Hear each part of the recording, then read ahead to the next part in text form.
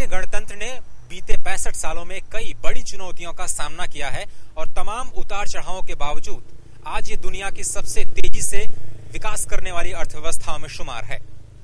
80 के दशक तक केवल 3% की दर से विकास करने वाली भारतीय अर्थव्यवस्था को अब 8% की विकास दर भी कम मालूम पड़ती है। जाहिर तौर पर देश की आर्थिक प्रगति भारतीय गणतंत्र की बड़ी उपलब्धियों में गिनी जा सकती है। आजादी के तुरंत बाद का भारत कृषि प्रधान था, जहां 65% जनसंख्या खेतीबाड़ी में लगी थी। शायद भारत दुनिया का पहला ऐसा देश था जिसने आर्थिक मोर्चे पर मिश्रित अर्थव्यवस्था का मॉडल अपनाया, यानी समाजवाद और पूंजीवाद का मिलाजुला रूप। पहले प्रधानमंत्री नेहरू ने सार्वजनिक क्षेत्र की बड़ी इकाइयों के विकास का मॉडल विकसित किया, जिसके परिणाम आज देखने को मिल रहे हैं।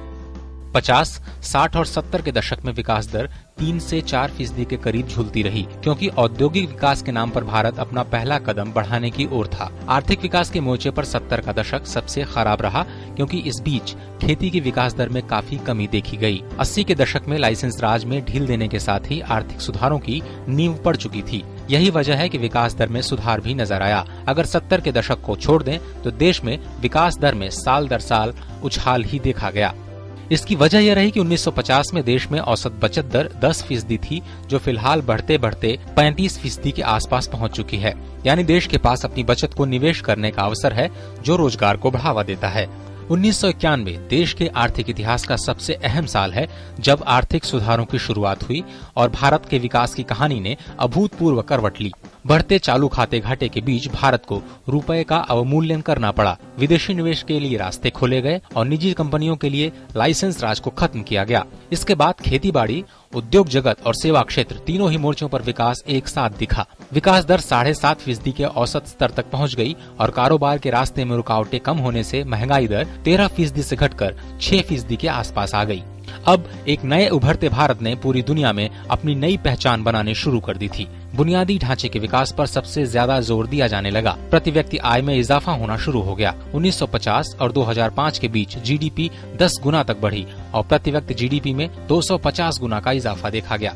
1950 और 1980 के बीच जनसंख्या में 2.2% की सालाना वृद्धि की वजह से असल प्रति व्यक्ति जीडीपी विकास दर 1.3% रही, जिसे हिंदू विकास दर के नाम से जाना जाता है। 2012-13 में प्रति व्यक्ति आय 5,700 रूपए प्रति माह आंकी गई है, जो 1950-51 में केवल 475 रूपए थी। योजना आयोग का मानना है कि अगले 20 सालों में प्रति व्यक्ति आय दोगुनी हो सकती है।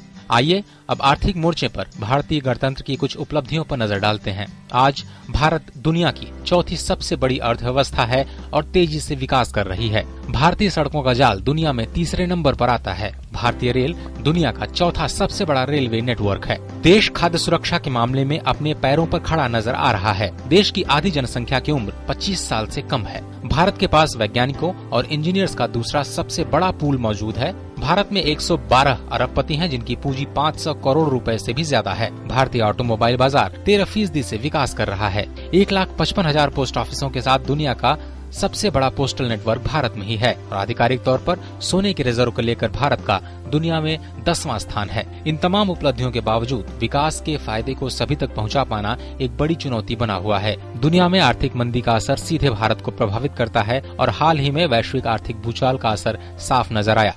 9% की दर से विकास कर रहा भारत अब 5% पर आकर खड़ा हो चुका है। लेकिन बावजूद इन चुनौतियों के आज दुनिया के सबसे युवा जनसंख्या देश की सबसे बड़ी ताकत है। अब सरकार का जोर देश के विकास का फायदा सभी लोगों तक पहुंचाने पर है, जिसे समावेशी विकास का नाम दिया जा रहा है। और भारत को आर्थिक महाशक्ति बनाने के लिए रोजगार केंद्रित विकास नीतियों की जरूरत है, जो मौजूदा आर्थिक नीतियों की प्राथमिकता है।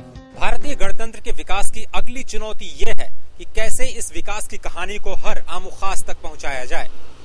और उससे भी ज्यादा जरूरत इस बात की है कि देश में ऐसी आर्थिक नीतियां बने जो कि रोजगार को बढ़ावा दें, क्योंकि युवाओं को नौकरी देना शायद वक्त की सबसे बड़ी जरूरत है। Ajay Mishra, DD news, Delhi.